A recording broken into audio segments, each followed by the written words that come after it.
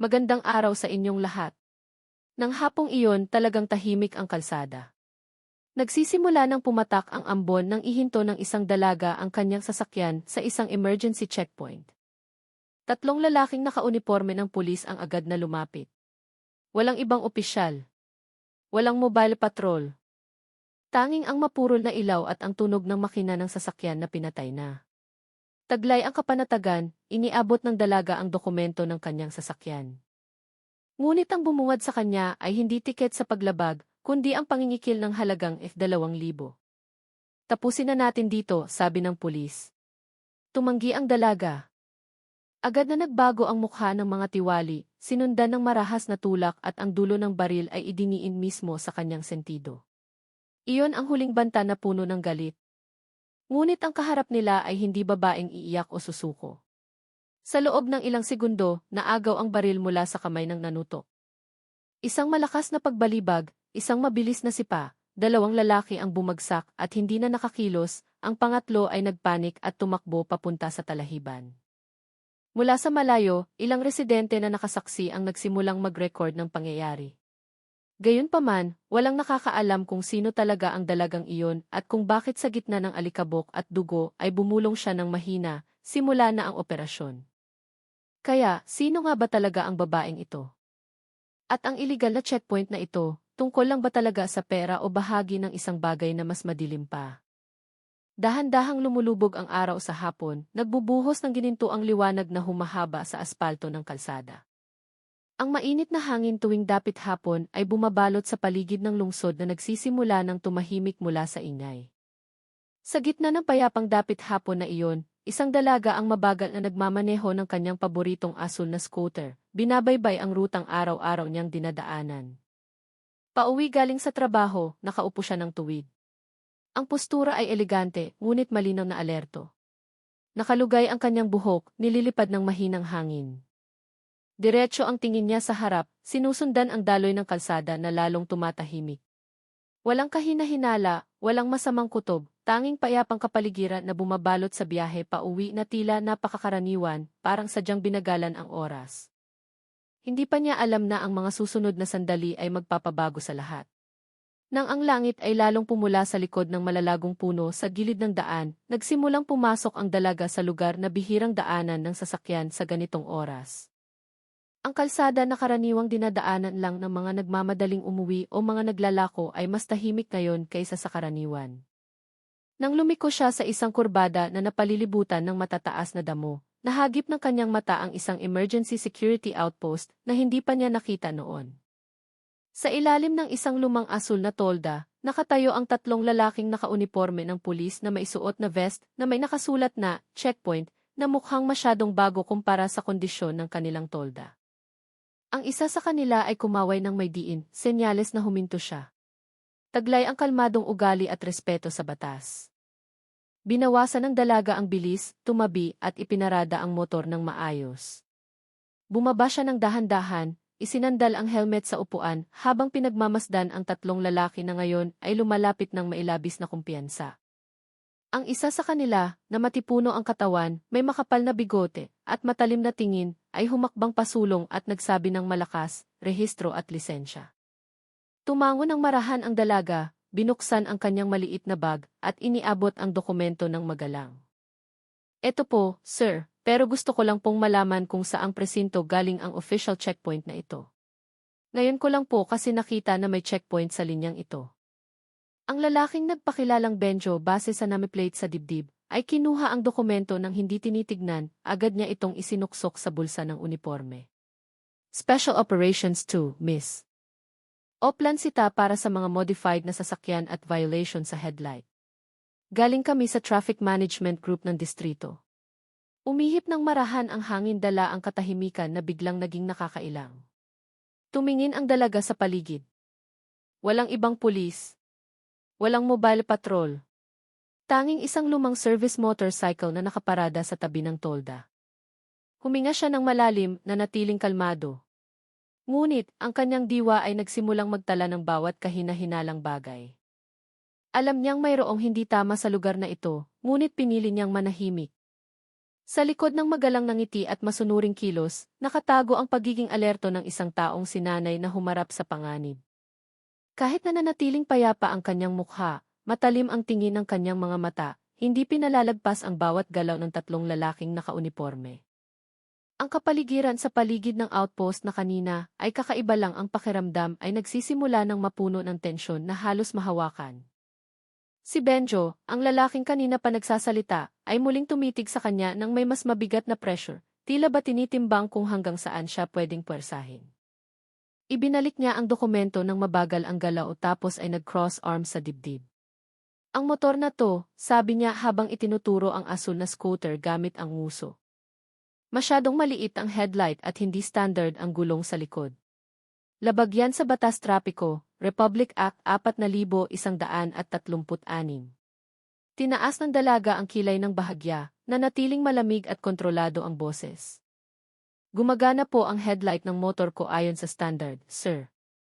Chine check ko po ito linggo-linggo.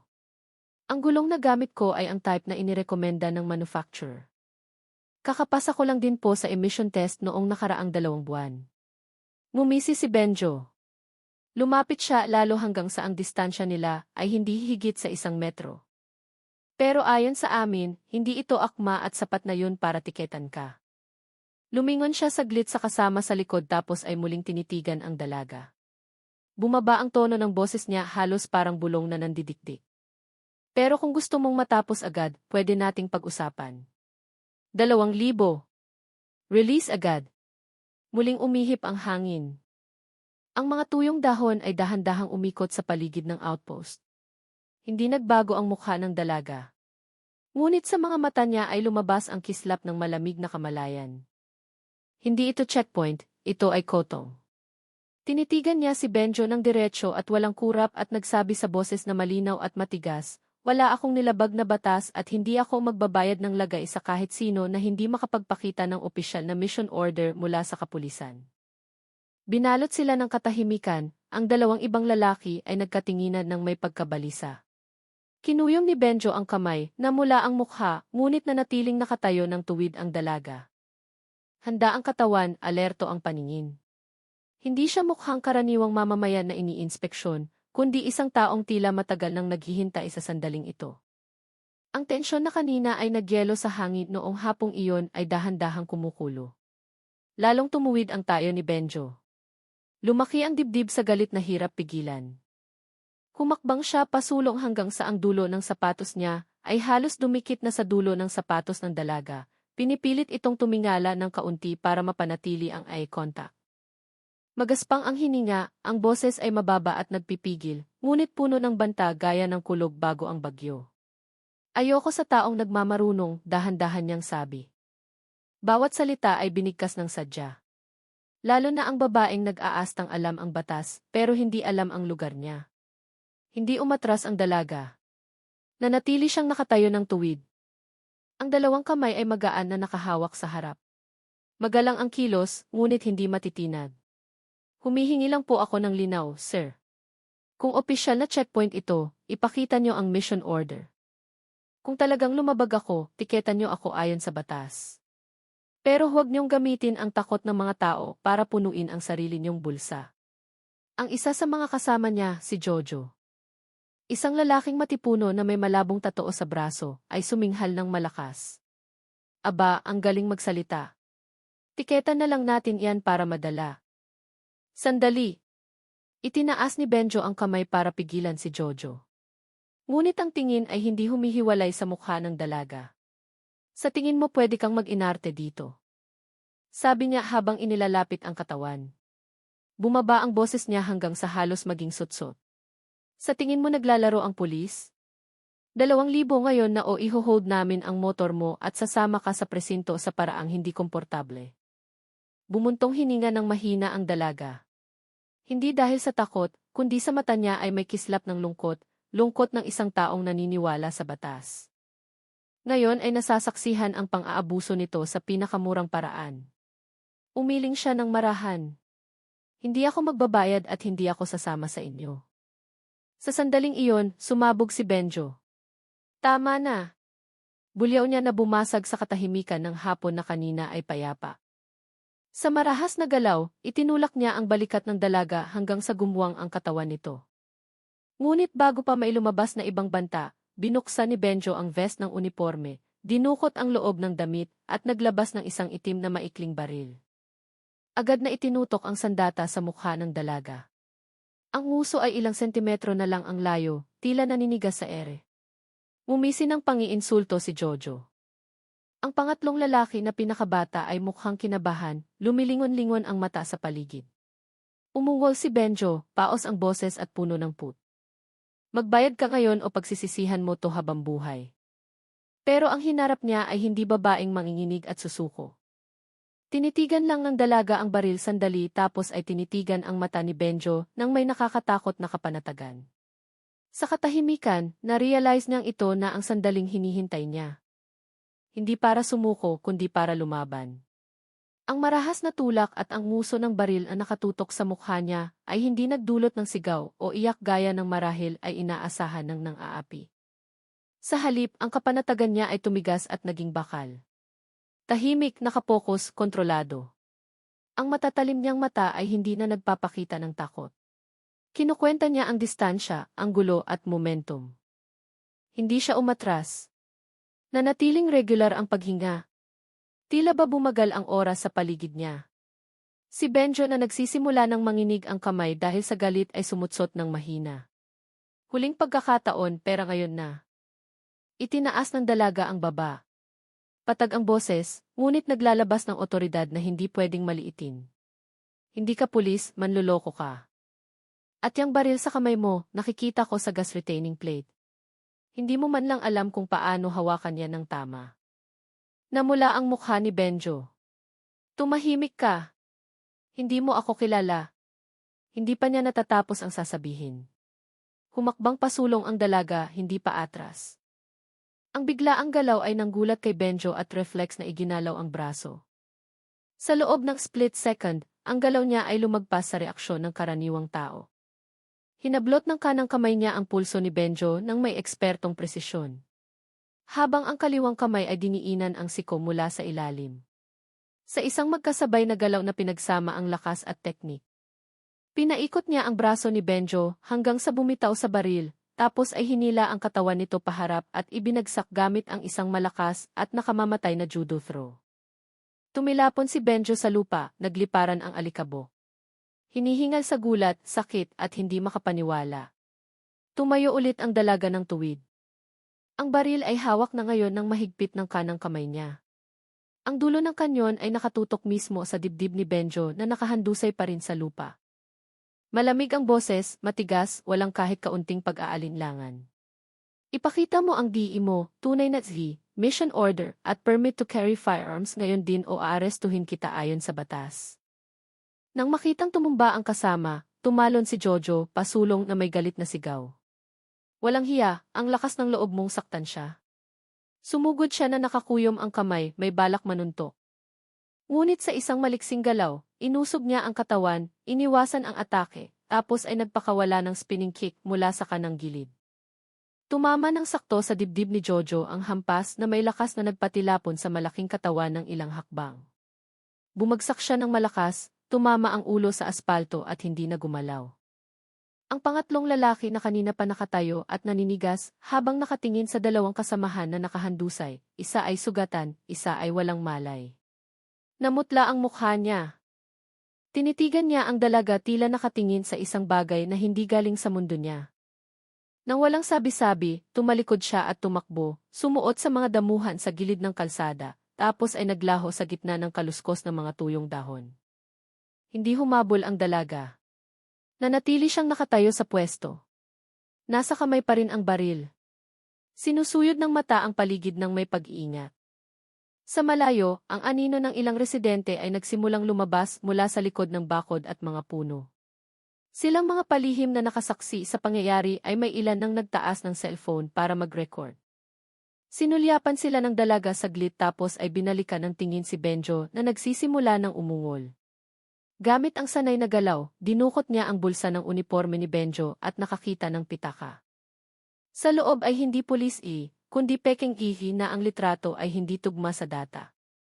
Binuksan niya ang ibang bulsa at nakakita ng tumpok ng pera, ilang pirasong malaking halaga. Matigas pa, tila ba kakalipat lang ng kamay.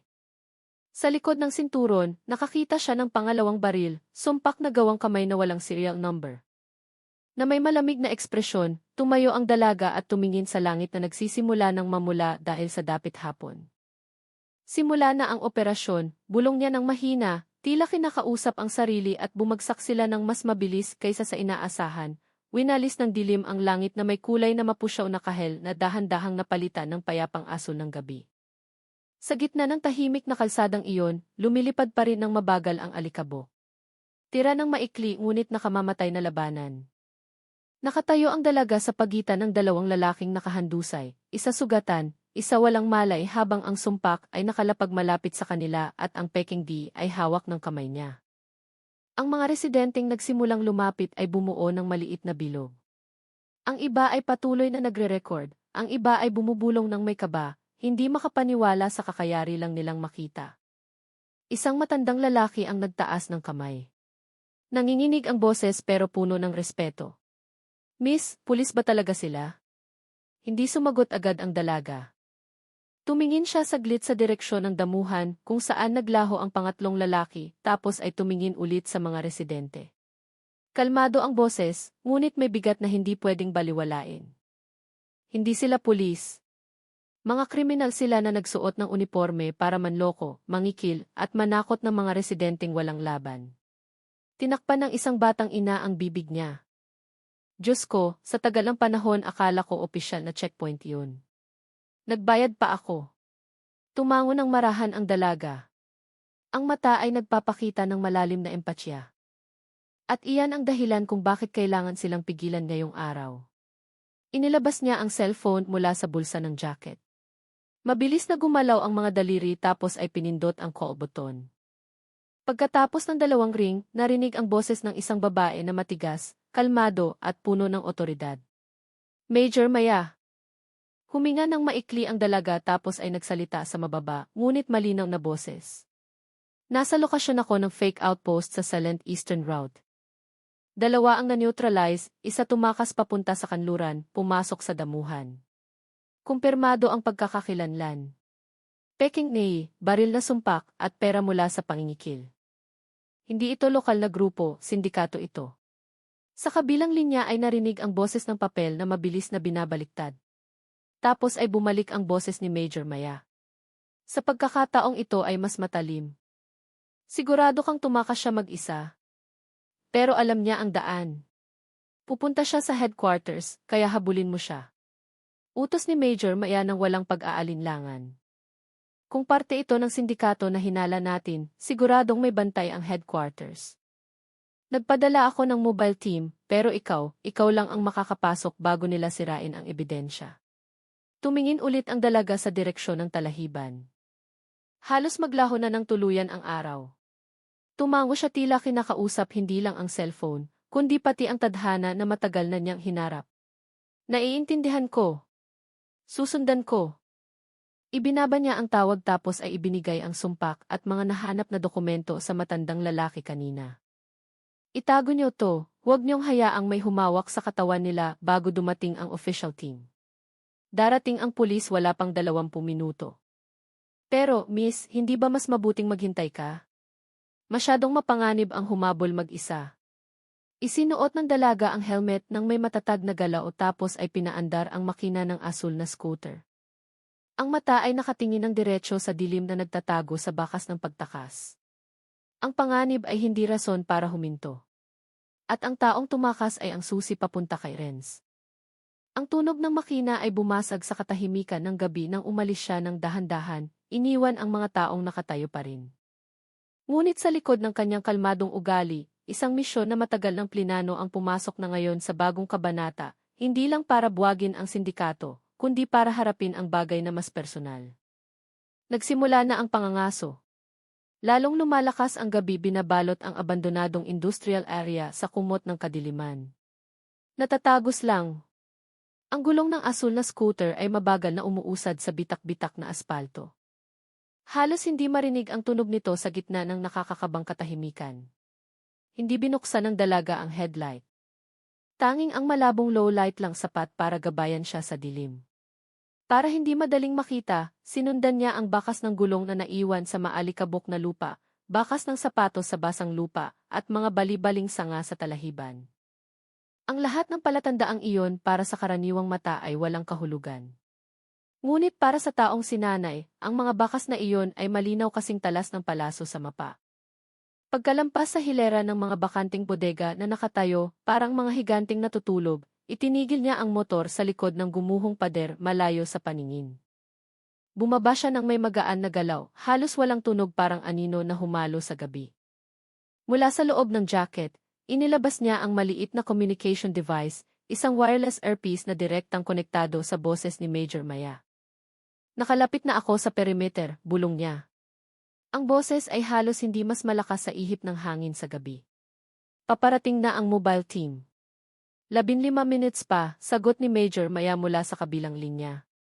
Sigurado ka bang nandyan ang headquarters?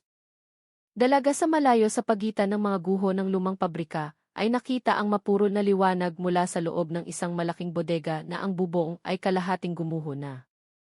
Sa tabi ng side door na nakabukas ng kalahati, nakaparada ang isang pickup truck na walang plaka. Ilang anino ang gumagalaw sa likod ng basag na bintana. Siguradong-sigurado, mahina niyang sagot. May aktibidad. Ang sasakyang yan ay ang uri na karaniwang ginagamit sa pagde-deliver ng pera galing sa kotong. Kilala ko ang pattern. Huwag kang pumasok mag-isa. Maghintay ng team. Ngunit kumilos na ang dalaga. Hindi ako makakapaghintay. Pwede nilang sirain ang ebidensya o tumakas sa emergency tunnel. Papasok ako para mangalap ng intel. Kapag may nangyari, i-activate ko ang emergency tracker. Rhea. Ang pagtawag sa pangalan ay nagpatahimik sa kanya sandali. Ang pangalang bihirang banggitin ay umalinggaw sa hangin ng gabi parang boses mula sa nakaraan na hindi kailanman totoong umalis. Huminga siya ng malalim. Alam ko ang risko Maya, pero ito ang misyon ko simula pa lang at ako. Pinatay niya ang earpiece at ibinalik sa bulsa. Sa katahimikan, sumingit siya ng mas malapit. Bumaba ang katawan. Sanay ang hakbang sa pag-iwas sa bubog at pira-pirasong bakal na pwedeng lumikha ng tunog. Pumasok siya sa bodega mula sa likuran sa pamamagitan ng butas sa pader na ladrilyo na may bitak. Sa loob madilim ang paligid, masangsang ang amoy ng langis at alikabok. Mula sa direksyon ng gitnang kwarto ay may narinig na boses ng nag-uusap. Sumilip siya sa likod ng tumpok ng kahoy na kahon. Sa gitna ng kwarto, nakaupo ang isang lalaki sa upuang bakal na nakasuot ng madilim na leather jacket. Matalim ang mukha, ang mata ay malamig parang yelo. Sinusuri niya ang mga dokumento, listahan ng pangalan, petsa, at halaga ng pera. Nang iangat ng lalaki ang mukha, ang mapurol na liwanag mula sa lampara ay tumama sa mukha niya ng buo. Nanigas ang dalaga. Parang tumigil ang daloy ng dugo niya. Ang mukhang iyon kahit na mas matanda, mas matigas, mas inukit ng puot, ay imposibleng makalimutan. Parehong panga, kilay na matalim ang kanto. Ang matang dati ay tumitingin sa kanya ng may pagmamahal, ngayon ay nakatingin sa mundo ng may matinding puot. Si Renz ang leader ng sindikato. At sa katahimikang nakakasakal ay narealize niya ang katotohanang humampas ng walang awa. Ang lalaking iyon ay ang sarili niyang kapatid. Biglang lumingon ang lalaki, tila may naramdamang presensya. Sinuyod ng tingin niya ang anino sa pagitan ng mga kahoy na kahon. Umatras ang dalaga ng dahan-dahan. Kumabog ang dibdib hindi dahil sa takot, kundi dahil sa hidwaan na humampas sa kalooban. Tungkulin laban sa kadugo, katarungan laban sa pamilya. Bago pa siya makagalaw, narinig ang boses. Mababa, malamig, puno ng kumpiyansa. Kung dumating ka Rhea, mas mabuting dumating ka bilang kapatid. Dahil bilang kaaway hindi ako mag-aalinlangan. Sumunod ang katahimikan. At sa oras na iyon alam ng dalaga na ang tunay na laban ay hindi pa. Ito ay tungkol sa nakaraan na hindi kailanman totoong namatay. Sa likod ng tumpok ng mga kahoy na kahon na mamasa-masa at maalikabok, napigil ang hininga niya hindi dahil sa takot, kundi dahil sa bigat na higit na mas mabigat kaysa sa pisikal na panganib. Renz. Ang lalaki sa gitna ng kwarto ay hindi lang lider ng sindikato na tinutugis ng ilang buwan. Siya ay kadugo niya, kapatid na nawala 7 taon na ang nakararaan mula noong madilim na gabi na nagbaon sa pamilya nila sa trahedya at pagkasira. Ngayon nakaupo siya sa puso ng pugad ng krimen, hindi bilang biktima, kundi bilang pinuno. Ang dalagang iyon, Sirhea, ay nagtago sa dilim. Mahigpit na hinawakan ng mga daliri ang hawakan ng baril na inagaw kay Benjo. Hindi siya sumulong, hindi umatras. Nanatili lang siyang nakatayo ng tahimik, nagmamasid, binabasa ang bawat galaw at ekspresyon, hinahanap ang natitirang bakas ng batang lalaki na dati ay tumatawag sa kanya ng kiate, sa boses na malambing at puno ng pangulila. Ngunit ang nakikita niya ngayon ay mata na lang na malamig, tingi na walang awa, manipis na ngiti na hindi init, kundi pang-aasar na puno ng hamon. Dahan-dahang tumayo si Ren sa upuan. Matatag ang hakbang, tila alam na hindi siya nag-iisa. Naglakad siya papunta sa gitna ng kwarto sa isang lumang mesang kahoy na puno ng dokumento, mapa ng lungsod, at tumpok ng pera na hindi pa naibabahagi. Itinaas niya ang kamay. 2 gwardyang armado ang lumabas mula sa likod ng bakal na pinto, binabantayan ang bawat sulok ng kwarto. Nandito ka na, mababa ang boses, ngunit sapat na malakas para tumago sa katahimikan ng gabi. Dumating ka ba para hulihin ako o para intindihin kung bakit ko ginagawa ang lahat ng to? Hindi sumagot si Sirhea, nanatili siyang nakatago. Nanigas ang katawan, nagwala ang damdamin. Ang pangalang binanggit ng ganoon ka-relax, ate, ay parang kutsilyong humiwa sa lumang sugat. Tumawa ng mahina si Renz. Ang inig ay umalinggaw sa bakanting espasyo. Hindi mo na kailangang magtago. Alam kong nandyan ka. Alam kong nagpanggap ka bilang karaniwang mamamayan. Alam kong sinusundan mo ang bakas namin simula pa noong unang checkpoint sa Maharlika Highway. Huminto siya sandali tapos ay ngumiti ng tipid. Masyado kang mabait, Rhea, pero masyadong emosyonal. Huminto siya sandali, gumapang ang katahimikan sa pagitan nila. Tapos ay tinitigan ni Renz ng diretso ang direksyon ng anino kung saan nagtatago si Rhea, tingi na masyadong sigurado para sa isang hula. Sa tingin mo binubuwag mo ang network, mahina niyang sabi. Hindi, kakahawak mo pa lang sa ibabaw. Wait! Umusog ang hakbang ng kaunti pasulong. Sapat para manakot ng hindi lumalapit. Hindi lang kami nangingikil ng pera, niyayanig namin ang sistema. Itinaas niya ang baba. Ipinapakita namin na ang tiwala ng taong bayan sa batas ay ilusyon lang. Tumigas ang tingin. At dumating ka para iligtas ang ilusyon na yon. Bumagsak ulit ang katahimikan ng mas mabigat. Lumabas din si Rhea sa wakas sa pinagtataguan.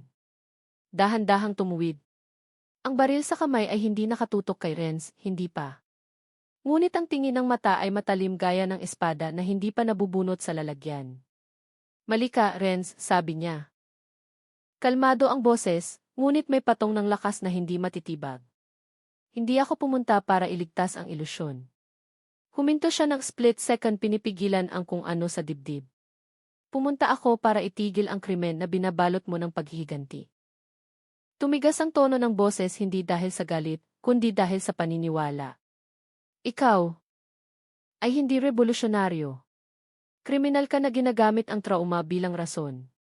Lumawak ang ngiti ni Renz, hindi mainit na ngiti, kundi manipis na hatak sa labi. Nanatiling yelo ang mata. Trauma? Mahina niyang sabi. Ang lakas ng loob mong magsalita tungkol sa trauma? Tumaas ang tono ng boses niya, bumasag sa katahimikang nandidikdik. Nasaan ka nung barilin si tatay ng walang proseso? Isa pang hakbang, nasaan ka nung hayaang mamatay si nanay sa ospital dahil walang pambayad? Abala ka sa pag-aaral ng batas para maging marangal na ahente ng gobyerno samantalang ako iniwan mong mag-isa. Pumutok ang galit hindi bilang pagsabog, kundi mainit na agos na matagal nang naipon. Gusto mo akong hulihin? Sige lang. Umangat ng kaunti ang balikat niya, pero huwag kang magpanggap na mas malinis ka. Suminghal siya ng mahina. Ikaw ay kabilang paniglang ng parehong sistema. Sistema na nanahimik nung nawasak tayo. Hindi dahil sa galit, dahil sa lungkot. Lungkot na. Siguro hindi ko mababago ang nakaraan, mahina niyang sabi. Huminga siya, tila pinipigilan ang pagguho. Pero kaya kong pigilan ka na sirain ang kinabukasan. Nagtama ang paningin nila. Ang pagiging biktima ay hindi nagbibigay sa'yo ng karapatan para maging berdugo. Biglang bumasag sa gabi ang boses ng sirena. Malayo tapos palapit, kumislap ang asul na liwanag na tumalbog sa pader ng bodega. Suminghal si Renz at lumingon sandali sa mga gwardiya niya. Planih ngayon at 9. Ngunit bago pa may gumalaw, umalinggaw ang boses ng megaphone mula sa labas, malakas at matigas. Ito ang SID team, lumabas na nakataas ang kamay sa ulo. Hindi gumalaw si Rhea. Ang tingin ay nanatiling nakalock kay Renz. Muling lumabas ang ngiti sa mukha ni Renz, hindi dahil sa takot, kundi dahil sa paniniwala na mapanganib.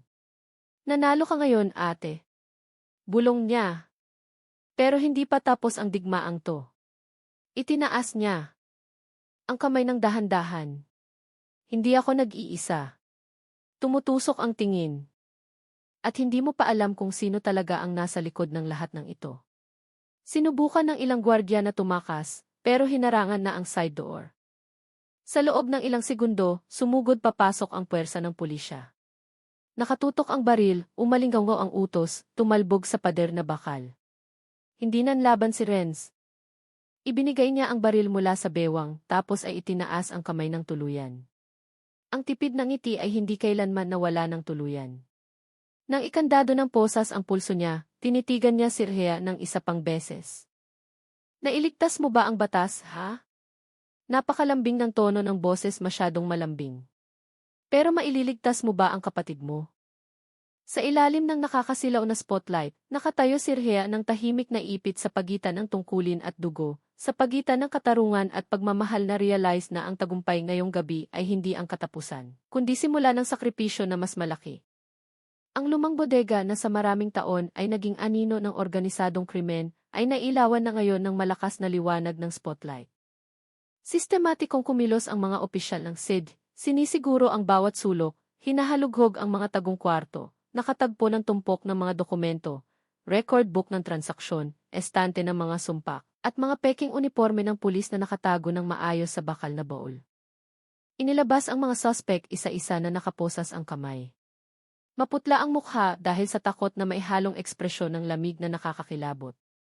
Sa gitna ng lahat, inilabas si Renz nang may matatag na hakbang ang hindi yumuyuko, nakatingin sa gabi, tila ba nagbabasa ng mensahe mula sa kadiliman mismo. Pumasok si Major Maya sa bodega na naka-official uniform. Nakakabit ang vest ng joint team sa balikat niya. Hinanap agad ng mata niya ang figura na alam niyang naroon. Sa likod ng mga guho ng kahoy na kahon, nakatayo si Rhea ng tahimik, nakatingin pa rin sa pinto kung saan inilabas ang kapatid.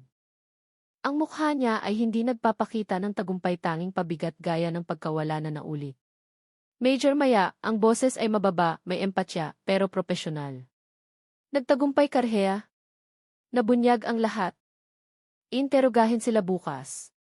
Dagdag pa niya, ang mga dokumentong nahanap natin ay nagpapakita na ang network na ito ay higit na mas malawak.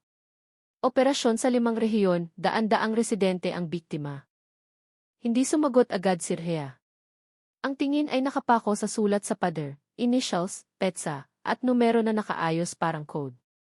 Hindi pa ito tapos, Maya, mahina niyang sabi. Sinabi ni Renz na hindi siya nag-iisa at naniniwala ako.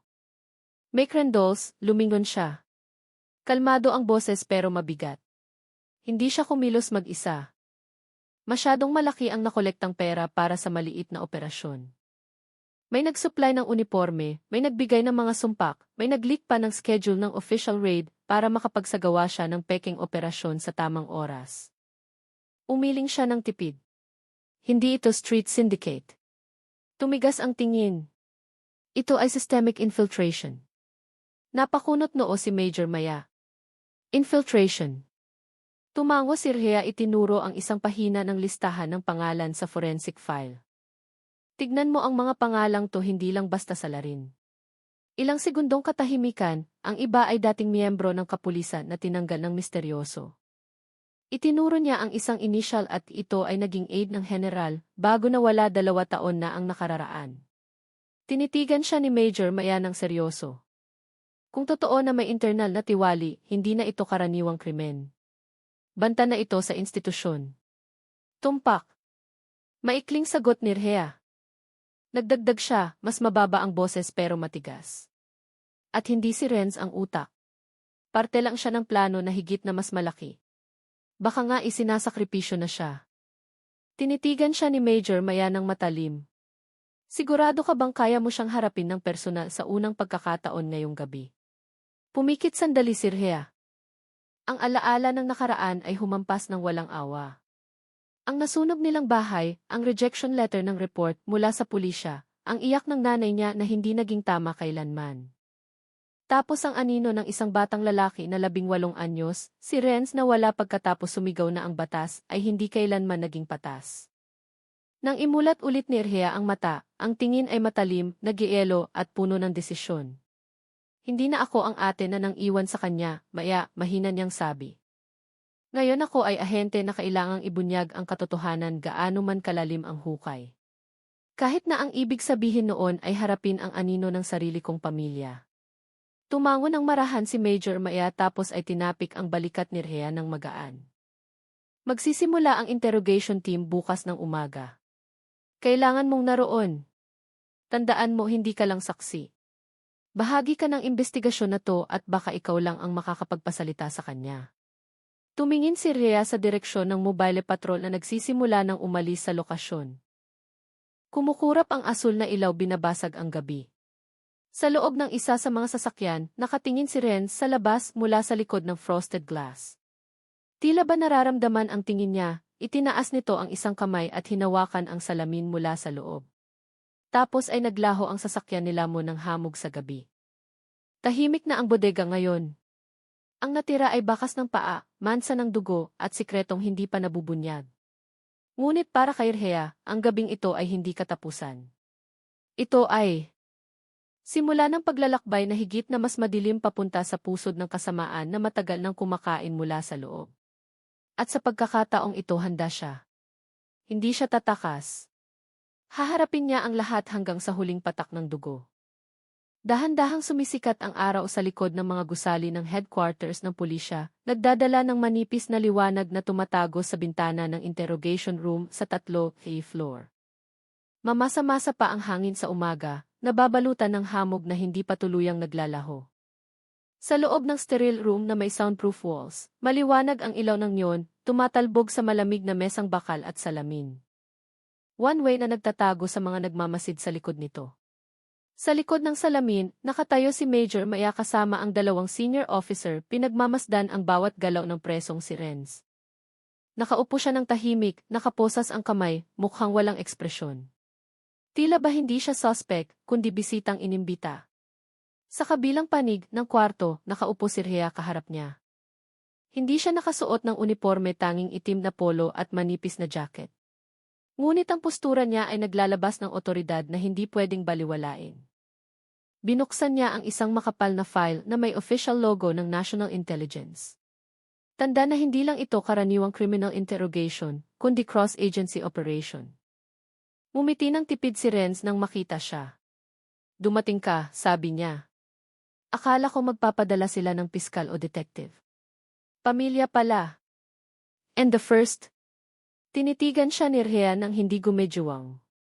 Hindi na tayo pamilya simula nang piliin mo ang daang ito, Re. Daan. Tumawa ng maikli si Renz mapait. Hindi ako pumili ng daan, ate. Nakahanap lang ako ng daan na iniwan mo na. Itinagilid niya ang ulo. Daan na tinatawag mong batas pero hindi gumana kailanman para sa mga taong tulad natin. Binuksan ni Rhea ang file. Inilabas niya ang mga litrato, peking checkpoint, mukha ng mga takot na biktima, nakumpiskang pera, hanggang sa printout ng transfer transaction mula sa foreign account. Inilapag niya ito isa-isa sa ibabaw ng mesa, sakto sa harap ni Renz. 16 na illegal posts, patag niyang sabi. 327 recorded victims, $1,000,000 pumasok sa account na konektado sa network na ito. Tinitigan niya si Renz ng diretsyo. At sinasabi mong hindi ito opsyon. Tinatawag mo itong katarungan. However, hindi hinawakan ni Renz ang kahit isang litrato. Tinitigan lang niya si Rhea. Ang tingin ay parang kinikilatis ang kaluluwa na nagpalaki sa kanya noon. Katarungan, mahina niyang sabi. Ito ay paghihiganti. Bumuntong hininga siya ng maikli. At alam mong ang paghihiganti ay hindi kailanman maganda. Pero kahit paano totoo, dagdag niya na may tipid ng ngiti. Iba sa batas na sinasamba mo nang umingiti sa mga may pera at sumisipa sa mga walang boses. Inilapit ni Rhea ang katawan ng kaunti sa harap. Tapos, sino ang nagbigay sa iyo ng pera? Tanong niya. Sino ang nagbigay ng armas? Sino ang nag-leak ng schedule ng official raid para makapagsagawa ka ng peking operasyon sa tamang oras? Kumurap si Renz ng dahan-dahan. Itinaas niya ang kamay na nakaposas at kinatok ang mesa ng 3 beses ritmikong sukat. Tok, tok, tok. Magandang tanong, kalmado niyang sabi, pero ang sagot ay hindi para sa akin. Ngumiti ulit siya. Parte lang ako ng makina at ang makinang iyon ay may may-ari. Sino? De Sakaya. Bibigyan kita ng isang pangalan, sabi ni Renz. Hindi dahil nanalo ka, hindi dahil ate kita. Tumigas ang tingin. Kundi dahil gusto kong makita mo ang tunay na mukha ng mga taong ginagalang mo. Ibigay mo ang ebidensya, sabi ni Rhea. Huminga si Renz tapos ay nagsalita ng mahina, halos pabulong na lang. I-check mo ang account na to sa bank no sa Citra. Huling transaksyon 2 linggo na ang nakararaan 200 milyon pumasok galing sa account na nakapangalan sa FE Kahaya Terang Mandiri. Huminto siya sandali. Ang kumpanyang yon ay nakarehistro sa pangalan ng dating Deputy Head ng Logistics Division ng Headquarters. Binigkas niya ang pangalan ng malinaw, Colonel Villamor, na ni Rhea. Hindi bago ang pangalan. Nakita na niya ito sa Internal Coordination Meeting isang senior officer na iginagalang retirado na may malinis na reputasyon. Nagsisinungaling ka, desis niya. I-check mo lang, malamig na sagot ni Renz. At kung may lakas ka ng loob, tignan mo rin ang lumang archive ng kaso ng sunog sa Jalan Ken ng taong 15. Tinitigan niya si Rhea ng diretsyo. Ang tatay natin ay hindi namatay dahil sa aksidente. Pinatay siya. Nandidikdik ang tono ng boses. At ang taong nag-utos noon ay ang taong tinatawag mong Huwaran. Napigil ang hininga ni Rhea. Tila umikot ang mundo. Sa likod ng one-way mirror. Kinuyom ni Major Maya ang kamay. Isa sa mga opisyal ang bumuhat ng radyo. Kailangan nating i-cross-check ang data na to ngayon din. Sa loob ng interrogation room, sumandal ulit si Renz sa upuan niya. Medyo nakatingala ang ulo, nakatingin ang mata sa kisame. Tila ba ang lahat ng kakasabi lang niya ay panimula pa lang. Sa tingin mo na buwag mo na ang network, mahina niyang sabi. Kakatapak mo pa lang sa dulo ng sinulid, kalmado pero nakalalasong tono ng boses. Hilahin mo ang isang hibla lang at kakalas ang lahat. Umiti siya ng tipid. Pero mag-ingat ka, ate. Ang sinulid na iyan ay pwedeng pumulupot at humiwa sa sarili mong lig. Isinara ang file ng dahan-dahan. Walang salita. Tumayo siya ng tuwid. Ngunit sa mga mata niya may nagbago. Hindi na lang basta determinasyong ipatupad ang batas, kundi determinasyong wasakin ang sistemang sumira sa pamilya niya. Sistemang hinayaang mamatay ang tatay nila na nagpabago sa kapatid niya para maging halimaw sa ngalan ng katarungan. Lumabas siya. Sumara ang pinto sa likod niya nang may tunog na click na matigas parang pantapos sa unang yugto ng digmaan na matagal nang nagtatago sa likod ng kortina ng karangalan. Sa likod ng one-way mirror, ngumiti si Renz. Hindi dahil natalo, kundi dahil nagsimula na sa wakas ang laro. Ang langit sa umaga na kanina ay payapa ngayon ay napuno ng abuhing ulap na dahan-dahang gumugulong. Tila ba nararamdaman din ng kalikasan ang bigat na nagsisimulang dumagan sa institusyon na dapat sana ay nagiging tanggulan ng katarungan. Sa main meeting room ng Regional Police Headquarters, nakabitin ang tensyon sa ere. Sa pagkakataong ito hindi lang field officials ang naroon, kundi pati representante ng Internal Affairs, National Intelligence at Special Inspectorate. Sa mahabang mesa, nakabukas ng malawak ang mga file ng resulta ng interogasyon, printout ng bank accounts, kopya ng corporate documents, pati mapa ng crime network ay nakalatag parang madilim na labirint na sadyang itinayo para iligaw ang katotohanan. Nakatayo si Major Maya sa dulo ng mesa. Matigas ang boses, walang pag-aalinlangan. Na-verify na namin ang transaksyon mula sa isang kumpanya. Tinitigan niya ang buong kwarto. Ang kumpanyang iyon ay nakarehistro sa pangalan ni Colonel Villamor, dating Deputy Head ng Logistics Division ng Headquarters na nagretiro 2 taon na ang nakararaan. Nanigas ang ilang mukha. Gayunpaman, dagdag niya, ang financial activity ay nagpapakita ng massive fund flow sa loob ng nakalipas na 6 na buwan kasama ang transfer sa 3 operational accounts ng sindikato. Kinatok niya ang file. Ang isa ay ginamit pambili ng mga peking uniforme at sumpak. Isang senior officer ang nagtaas ng kilay, pero kilalang malinis si Colonel Villamor. Hindi kailanman nasangkot sa paglabag. Posible kayang gawa-gawa lang ito ni Renz para mandamay ng malaking pangalan para magkawatak-watak tayo. Si Rhea na nakaupo sa tabi ni Major Maya ay nagsalita. Kalmado ang boses pero mabigat. Nag-request ako ng verification ng old archive ng kaso ng sunog sa Jalan Kenanga taong 15. Tahimik ang kwarto, nakakagulat ang resulta. Sabi sa official report, electrical short circuit. Inusog niya ang isang dokumento. Gayunpaman, nakatagpo ang independent forensic mula sa Integrated Crime Lab ng residue ng explosive material type R sa lokasyon. Nagkatinginan ang ilang opisyal. Mas kahina-hinala pa, dagdag ni Rhea. Ang initial report na iyon ay pinirmahan ng opisyal na ngayon ay nakatala bilang personal staff ni Colonel Villamor. Sinuyod ni Major Maya ang paningin sa paligid ng mesa. Hindi na ito tungkol sa tiwali, matigas niyang sabi. Ito ay tungkol sa infiltration. Ang sindikatong ito ay hindi lang gumagalaw sa ilalim ng radar. Pinoprotektahan ito kahit inaalagaan pa mula sa loob ng sistema. At kung totoo na sangkot si Colonel Villamor, ibig sabihin ang network na ito ay higit na mas malaki kaysa sa inaakala, pwedeng national scale. Isang opisyal ng internal affairs ang kumatok sa mesa. Kung totoo to, hindi tayo pwedeng kumilos ng mag-isa. Kailangan natin ng cross-agency supervision. Tama, sagot ni Rhea. Hindi na ito ordinaryong kriminal. Ito ay banta sa integridad ng institusyon. Tinitigan niya ang file sa harap.